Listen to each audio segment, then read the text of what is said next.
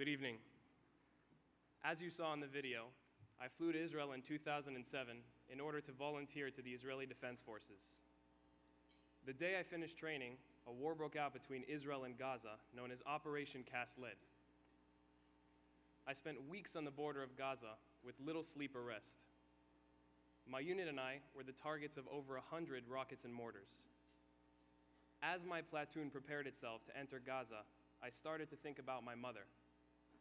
She had no idea I was fighting a war. I had lied, telling her that I was nowhere near the battle and that the army had my unit washing dishes. I didn't want her to worry.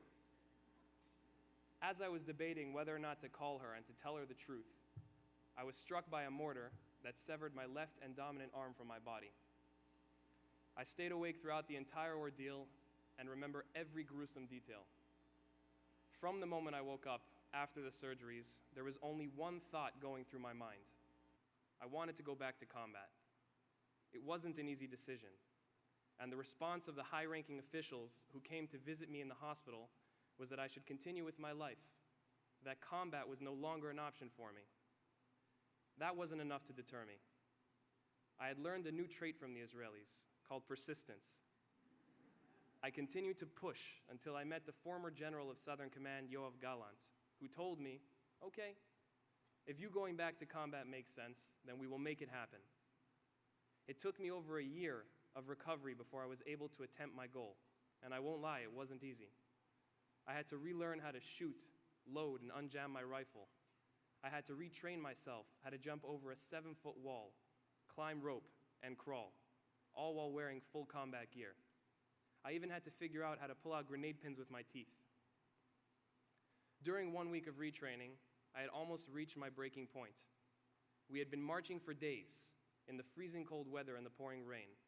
We wore heavy packs, and my feet were torn to bits. I wanted to give up. One of my officers, a lieutenant named Ziv Shilon, reminded me that anything is possible if we put our minds to it.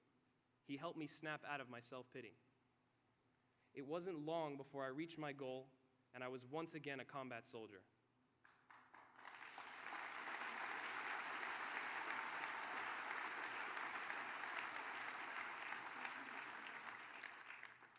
After a few months on active duty, I was chosen as a candidate for commander training. I took the grueling 4-month course and became the first soldier to complete it with such a severe disability. I finished my service leading a squad of 13 soldiers through their combat training. My active military service has been completed for over a year, but I continue to serve as a reservist in an elite unit within the paratroopers. A month ago, I met a few of the soldiers that I had trained. They told me the horrors that they experience day to day on the border of Gaza. They have been the target of many mortar shells that exploded only tens of feet away. One of my soldiers had to bear witness as an improvised explosive device took off the hands of his officer by the bordering fence. This very same officer, who is now fighting to recover in rehabilitation, is none other than Ziv Shilon, the same lieutenant who gave me hope when I had reached my breaking point during training. My soldier showed me a picture of Ziv in the hospital. Even though he looked drained and physically weak, with his face covered in burns and scars, he was draped in an Israeli flag, and he was smiling. My soldier explained that Ziv had asked for every soldier in the unit to see a smiling face and to hear his message. Never give up hope, and never stop fighting for what is right. It wasn't long after Ziv's injury that Operation Pillar of Defense broke out. I was called up to reserve duty, and I joined the ranks of soldiers preparing to enter Gaza.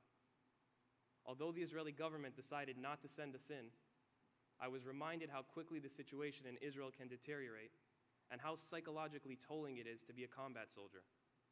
I know how lucky I am to be alive, and I know how lucky I am to be standing here now instead of fighting a war in Gaza. I want to thank you all for coming here today and for supporting the many heroes like Ziv and my soldiers who tirelessly stand guard on the border of Israel, keeping our homeland safe. Thank you.